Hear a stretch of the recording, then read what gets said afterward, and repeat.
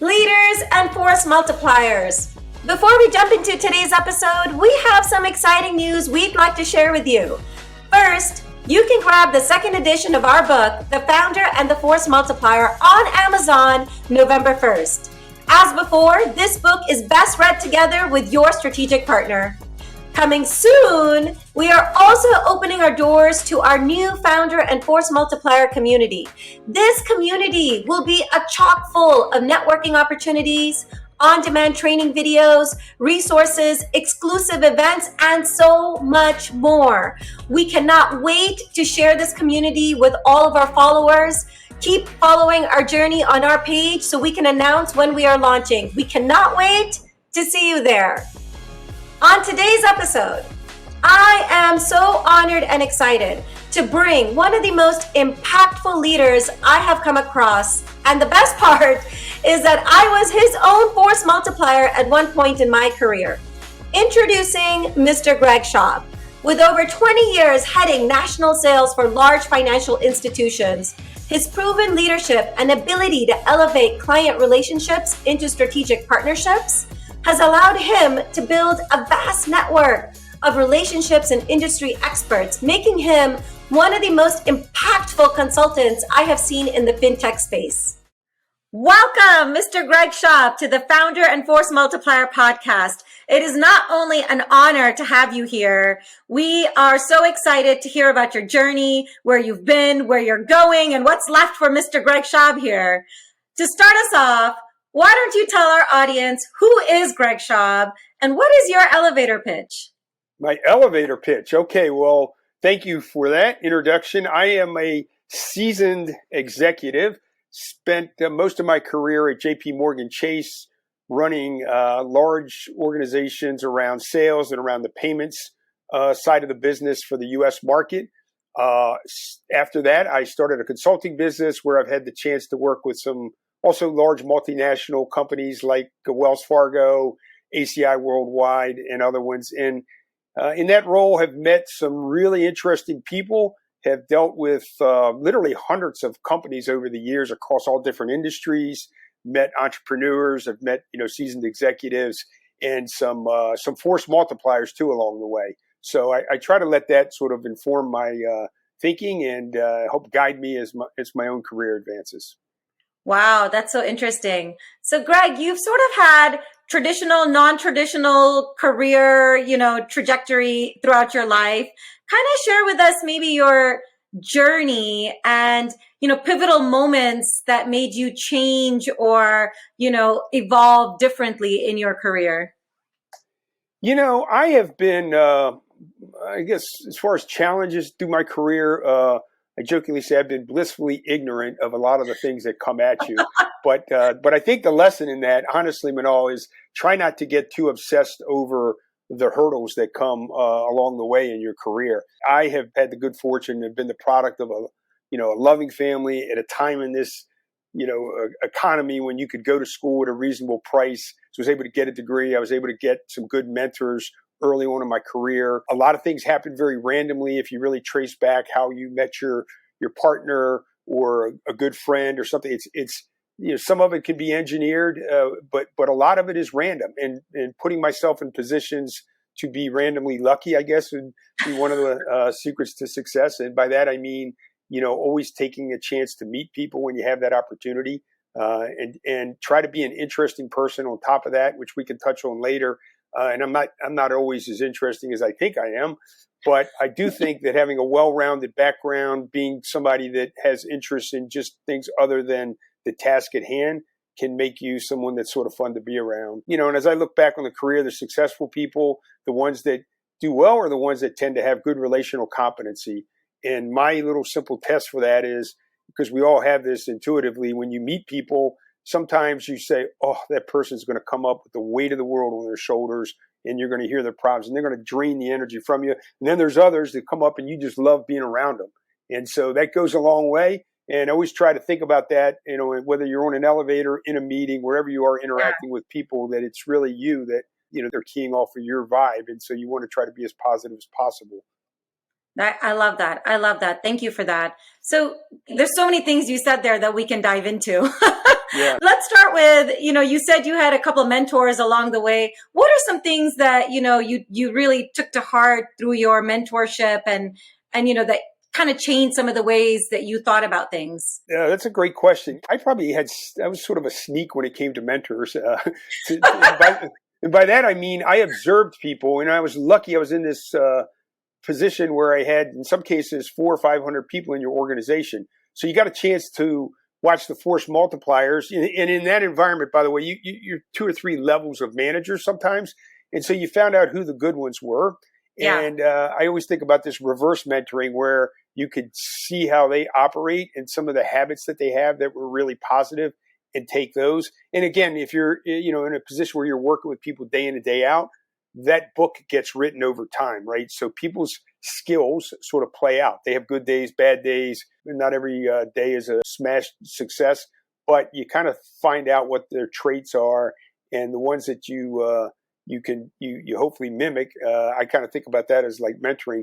And then on the leadership side, just been really lucky. I mean, I've met entrepreneurs. I've met Jack Dorsey. I've met Meg Whitman. I've met Jamie Dimon, of course, being at Chase, and then some other really interesting, Gordon Smith and others. And these are individuals that have the skill to take really complex worlds that they operate in and keep them sort of simple, and communicate the problem in a way that is digestible for the masses and for external clients and for their employees. And I always admired that. And so those are some of the people that I try to mimic. And so I kind of think of them as my mentor, even though they weren't aware of it. I love that. I actually love what you said about reverse mentoring also. And you're being very humble. Me being maybe a little younger in my career when I first started at Chase and coming across, Mr. Greg Schaub, yourself, who was running national sales for all of JP Morgan Payment Services. There were a few things that I also observed from you, which I don't know if I've ever told you this, but here we go. Undeserved reverence. I could feel it coming, but go ahead.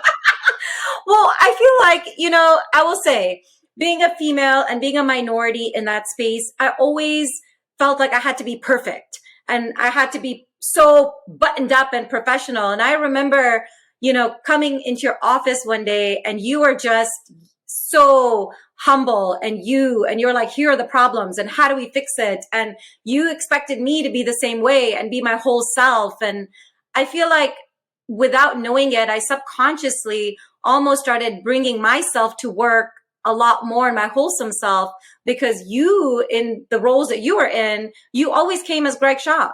Of course, there's always like diplomacy, right? But right. Well, that's nice of you to say. That's really nice. Honestly, Manal, we should have done a disclaimer, right? Because you're right.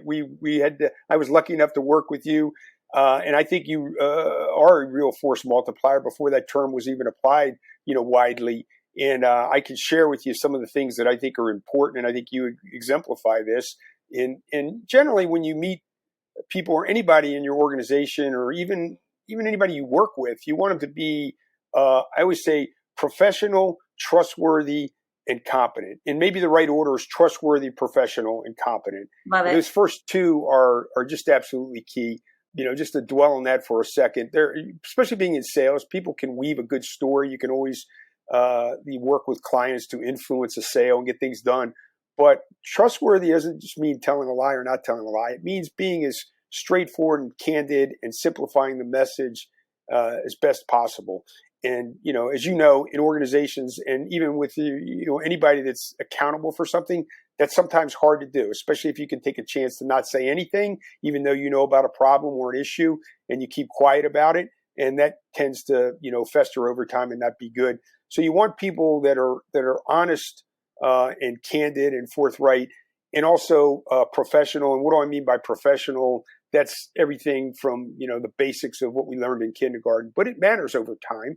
And showing up and smiling, looking people in the eye, listening, all those things are really important. And then the competence piece, I think a lot of times people focus almost too much on that, in that they're worried about their expertise, and they may be a more qualified individual, but in the long run, they don't always get ahead because they haven't focused on the other two as much. And then the thing I'd say about your role, and you were particularly good at this, when you think about a force multiplier, they almost have to have, this is a weird analogy, but you almost have to have a maternal instinct about the business. Yes, you have to get along with your colleague and the leader, and you're a team, but you're also part of the leader wants to know that those around them care almost as much about the business and the reputation of the business as you do. And if you can somehow find people that care, that you could tell when they go home at night, they might think about the business a little bit in their free time. And I've had, friends and people I've worked with, they say, man, I go home, 5 o'clock, that's it. I put it out of my mind. And I think, I'm not that way. I know people that are like thinking about tomorrow's, right? Not obsessively, but you just wanted to be a little bit of ownership in the business. I think, also a positive attitude, which you have, you exemplify better than just about anybody I've ever worked with. And that's true because problems crop up, and, a lot of times problems are caused by people, or at least, if it's someone once said to me, hey, if you can fix it with money, then it's not a problem. And maybe that's a big corporate, mentality, but people, not so easy, right? So you need people with positive attitudes that they're not going to be, willy-nilly, like they're candid about the obstacles in front, but they're just positive about how we can fix them. And then I'd say, that force multiplier, the one thing I've observed that the really good ones are able to do is work with the leader and sort of expand that circle of influence for the leader. Think about, some executives that when you're talking to their right-hand person, that message is going to get through to the right-hand person. And that the force multiplier is also going to be consistent. They're not going to say, oh, I know he said this or she said that, but what I think, it's consistent. And it gives the employees more buy-in, right? You expand and amplify the message and the culture from the top.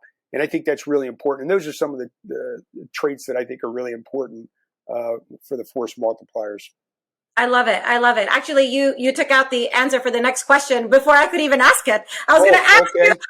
Yeah, and I love that. I love that we're on the same wavelength. And, for those who are listening, Greg was head of national sales. I was a business manager.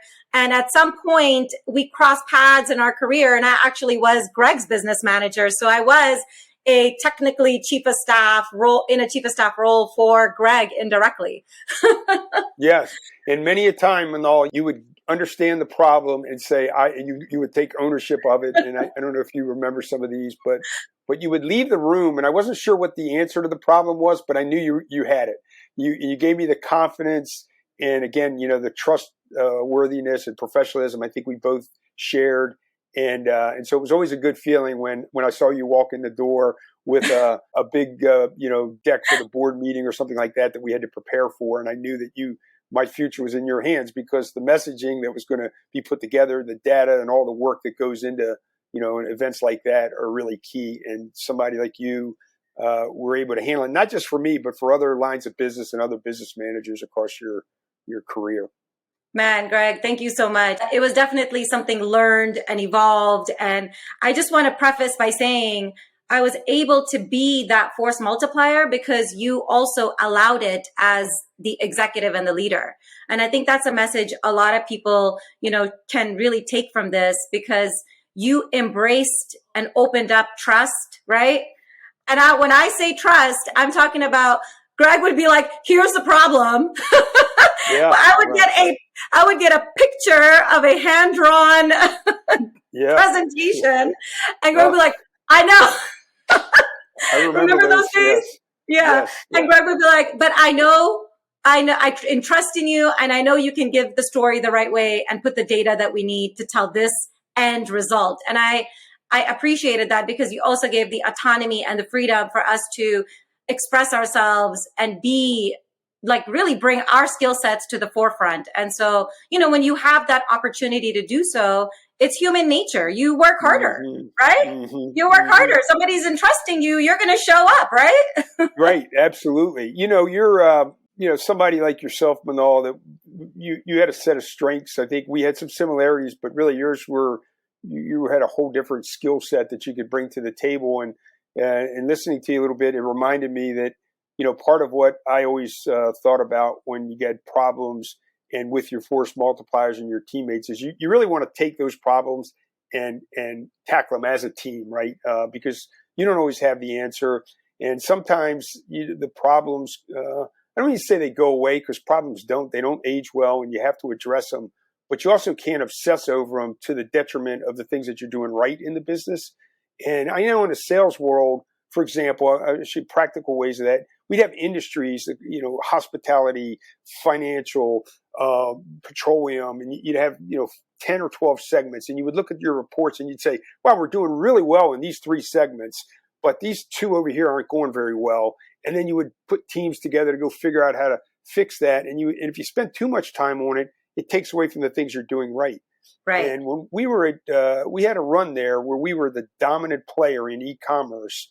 And largely it was because we worked for a CEO, Mike Duffy, that just believed in, let's execute on what we're doing right. Let's be best in class at it. Let's not ignore these other things, but let's make sure we work hard to keep our A position and our strengths. And if you do that, you'd be surprised sometimes how problems, things that you think are a real problem, kind of fade away a little bit. Right. Right. So that was one of the lessons. And so I was always anxious to get smart people like you in the room and others and help solve and tackle these things. Oh, Greg, you're so great. This is why you're so great. This is why I call you Greg the Great. Oh, please. Right. Again, more undeserved. No. For me. Yeah. So I want everybody to hear this and I kind of want to know too. So you've built an amazing career. After leaving your corporate world, you're still so hardcore, like always looking for new opportunities, always finding somebody disrupting in the industry, getting with founders. Like you just have this natural knack to go see what's happening and how we're evolving and the impacts. And you don't kind of hold yourself to the industry you're in only. Share with us, what is your inspiration? Like what makes you get out of bed and go seek all this every day of your life? I mean, you can retire right now if you want, but you don't. I hear this from you sometimes.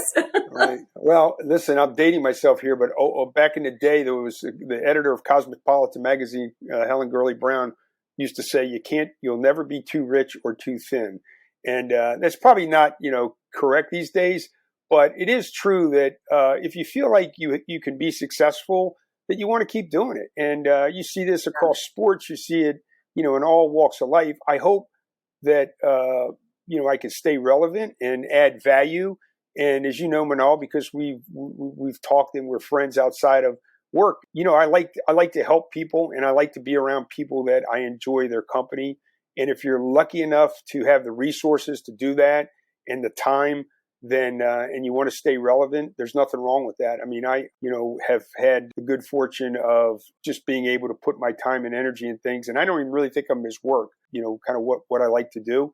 I love it. This is your passion. It is, but it's also, as you know, like sometimes we try to be mission driven. You try to help people that are early stage in their career, younger, right. And if you can give them an opportunity to get a job or get a leg up, then I think it's great.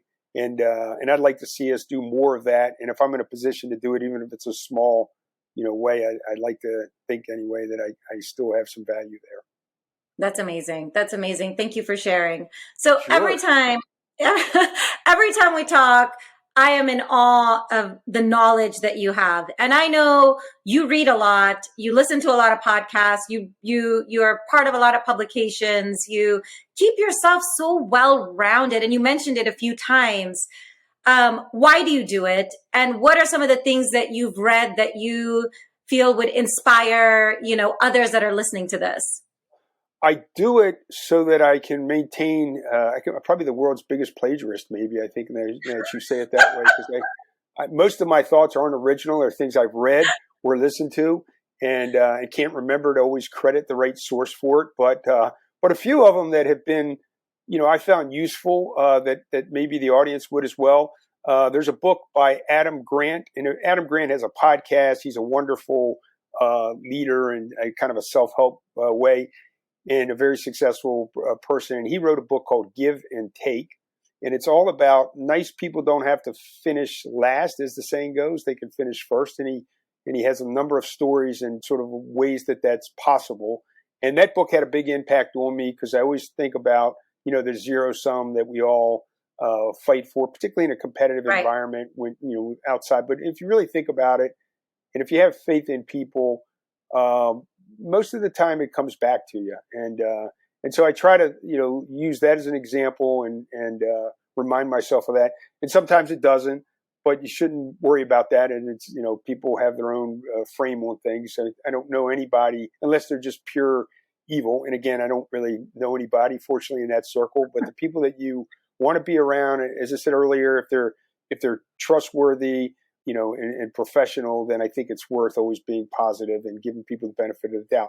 Sometimes it's even to the point where you define a partnership and you don't really know what it is. You just know that there's some synergies there. I had a leader once who we got together with a sort of a quasi competitor, and he said, look, I just think it's appropriate that we have an awareness of each other, that when we're out in the market talking to our mutual clients, that we say complimentary things and we don't, trash each other. And so he built a dialogue around that. It wasn't collusion necessarily because they weren't really selling the same things, but they had interests that sometimes were adverse. And I looked at that example and look back to it often and just think that's the right way to approach things. So even if you don't know always what the outcome is going to be, sometimes it's worth taking a meeting or having a conversation with someone and just being candid and saying, what do you think a successful partnership looks like? Or what does success look like here? Or, how would you approach something like this? Because I'm a little stymied about it. So that's one way. The other book that, back to things that are useful, this one is really old. It's older than me, believe it or not, before I could read it. But I loved it. I got it from my son as a gift a few years ago. And it's a book by a guy named Studs Terkel called Working. And all it is he interviews hundreds of people about their jobs. And he interviews, and this is set in the 70s is when he did it, but it's still relevant. He interviews everything from the cab driver, the bellhop, the short order cook, the accounting executive, the professional athlete, the musician. He does it around the world. He does it for several years, and he just takes basically the interview and puts them in these books. And you catch these themes as it goes on. He interviews a woman that cleans fish in a factory. And what I took out of that was even that woman took real pride in what she did. She was the best out of the 100 or so other fish cleaners. And she knew it, and she was happy about it, and she had a methodology, and she was successful. And so whether you're playing sports, you're IT pro, whatever you are, you want to be the best at it. And that's what kind of came through. And what else, when I read that, I thought, you got to give people the benefit of the doubt when they come in. And sometimes we think, well, this person's complaining, they're making excuses. But everybody's got a point of view. And I have always sort of had the mindset, at least I try to. It helps if you give the person on the other side the benefit of the doubt and say they are working as hard as they can and they are genuine in their desire to be successful. And if I can remind myself of that, then it's usually a pretty good conversation. But sometimes it doesn't happen, and evil Greg takes over, and I think the wrong things about people. But generally, I don't think there's bad bone in your body. Well, there is. I really don't. So, what are you reading these days? I don't know, not to get too political. I'm reading how to be an anti-racist, which is a popular book right now, a little bit controversial, but it's fascinating. It was a bestseller, and I really enjoyed it. I like to read some novels and things that aren't necessarily history is a big thing. And by the way, this ties back to what we were talking about earlier about being an interesting, well-rounded person. When again, by the vantage point that I had, I got to interview a lot of people over the career, hundreds of people, right? And always the person that it felt like to me that could stand out was the person not just that could spout out their sales results or their competencies or what schools they went to and prior work experience, but people that actually could do some things a little bit different, that had an interesting life outside of what we were talking about at work. Maybe they were a dancer, maybe they played in a band, maybe they spoke a different language, maybe they loved to travel to different places. Right. And then you say, wow, this is an interesting person. And so that's a selfish thing because I always say, some of the best salespeople aren't necessarily people you'd want to go to dinner with and hang out with because maybe they just weren't that interesting, but they were good at what they did. But I think in the long run, if you can, surround yourself with interesting people, it makes it for a much more pleasant experience. So that's what I try to do on that front. No, I love it. I actually have this thing where I don't do New Year's resolutions. What I do is, and I need a term for it, but I basically, anything that I don't know about, a topic, an industry, a country, maybe a skill, I make myself a goal that the following year, I'm going to learn something that's completely out of my realm. Yeah. And so I remember like 8 years ago, actually no more, 10 years ago, I actually took up and got obsessed and studied neuroscience. And I will tell you, that was probably the best gap that I wanted to close in my life, because that changed me holistically as a person, as a leader, the way I approached other humans, my empathy and understanding, like mindset, mental fitness. I mean, so much goes into it. And I love that. I love that you do that as well. I mean, I could mention any topic and you could talk about it at some level. Again, as I say, I am a mile wide and an inch deep. You're right, Manal. Just an inch deep. But some of the things that you just talked about, that's really great, and I applaud you for it. And by the way, your life experience alone is enough to qualify you as a highly interesting person. Just grew up overseas. Seriously, your multicultural background, your friends, family. I know enough about your background and story that you don't have to worry about ever not being interesting. Yes, exactly. Oh my God! Actually, there were two things that I read about a year and a half ago because of you. A book and a podcast. Yeah. Okay. I read The Nordic Way because you were reading The Nordic Way. You couldn't stop talking about it. Yeah, I know. And now I want my son to go to school overseas. He's about to graduate high school. And then I started listening to, because I've always sort of followed the core philosophies around, humanitarian, beliefs and theologies. And so you were listening to secular Buddhism. And I actually now love that podcast. Right. There you go. Yeah. Love it. Isn't it good? Yeah. I have to confess, though, I listen to it sometimes at night I fall asleep because the guy is so chill. But I like it. So it's good. It's good stuff. They're practical lessons, though, aren't they? They're really practical for everybody. Yeah, they're practical, they're logical. And what I like, it's agnostic to somebody's culture, religion, background. It is human to human. And I think we miss that sometimes. We miss that human aspect. Yes, I couldn't agree more. I don't know if this actually fits in the Buddhism philosophy bucket, but one thing while you were talking, it reminded me of when we think about our careers and people we work with. Sometimes we look at our careers as the next job, the next title, how much money I'm making. And somebody used the analogy of the soil versus the flower. And, the flower is the thing everybody wants. I want that. I want to be that flower. I want to be that one. But really what's important from a management of your career and your own success and long-term maybe happiness is to cultivate the soil, right? Which is to say those attributes around knowledge in different areas. And it's much more broad-based, but useful, and things even like critical thinking and situations that you get into that require skills like that. They apply to every job. And so if you're a force multiplier and you say, well, I don't know anything about financial transactions or accounting or whatever it is, dental practice software, whatever the business you're in.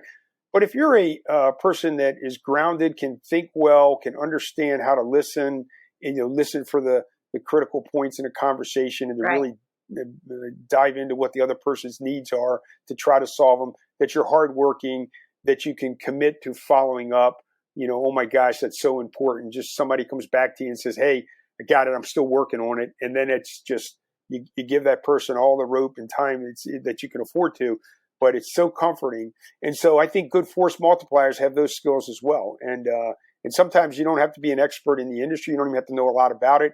If your soil is rich enough, and then your flower will bloom.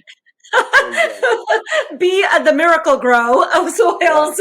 Yeah. Some would say I put a lot of what kind of fertilizer on my flowers. Oh So tell us, what do you do that's not work, book, podcast related? I have a very, as you know, Manal, like people ask me sometimes, and you ask this, what am I surprised at? What would people be surprised at about? Yeah, what are people surprised about? What is something they don't know? I would say that I am the least accomplished and competent person in my family. That my wife is runs circles around me, and it comes to all those personal attributes we just talked about. That my children are smarter than me; they're more interesting, and including the three that we have, one of which has Down syndrome and autism, and he's 30 years old. He lives with us at home, and he's just a delight to be around. But you want to talk about having to put yourself in somebody else's shoes and figure out the puzzle. It's that challenge. And I always tell people it sounds worse than it is. And, back to your point about secular Buddhism, this is just how his life is. And I've noticed that he can be, like everybody, has challenges, but he lives a pretty happy life. And that keeps it really interesting for us. And on top of that, I left the golf, even though I'm no good at it. I am hopelessly addicted to running. It's sort of a habit-forming thing. I don't run. I'm basically a runner with I enjoy just doing 2 or 3 miles a day consistently. So I don't run, very, very fast or very far, but I try to do it every day. And that eases my guilt about, whatever other indulgences I consume during the rest of the day. So that's it. That's pretty boring. Oh my God, that is not boring. And you are not boring. Well, thank you. Thank you. So what's next? Great to be with you. Well, next, I just think I'm going to keep playing the music until, the audience just fades away. And then that'll be it. It sounds like an old Spinal Tap movie. But right now, I've been surprised at, how many things come your way if you put yourself out there a little bit. I know LinkedIn and social media and these are great tools. They can help people. But if you can find ways to reach out to old colleagues and use those tools and strike up conversations, I end up getting connected. As I started off this podcast saying, there's a lot of random sort of good fortune you have. I've had that happen almost continuously. Sometimes I have to prioritize, and I realize I've got 4 things going on at once, and I'm not going to do the third and fourth one's real, service. So I have to tap the brakes a little bit and just tell them, that's not going to work out. But I'm going to keep doing this for a few more years, and I hope that we can have some fun and hope to help some people along the way. And you and I stay in touch. And I want to congratulate you on launching this podcast. I think it's fantastic, and wish you all the success going forward with it. Thank you. Thank you so much, Greg. Greg, it's always such an inspiration to talk to you. I always leave motivated and wanting to do something bigger and better. And you've always been that force in my life. So I appreciate it. And I know everybody else is going to be so happy to hear this podcast and get a little sneak peek at Greg Schaub as well. There you go. Okay. Thank you very much. Have a good day. Thank you so much for tuning in. We really appreciate all of your support and can't wait to hear about your own success stories. Make sure you hit that subscribe button to stay up to date with the latest podcast episodes. And follow us on Instagram and LinkedIn. We have a lot of exciting news coming through before the holidays, including the launch of the 2nd edition of the book and the unveiling of our Founder and Force Multiplier community platform. We are super stoked about all the new things coming through. Thanks again for tuning in, and we'll see you back here next week.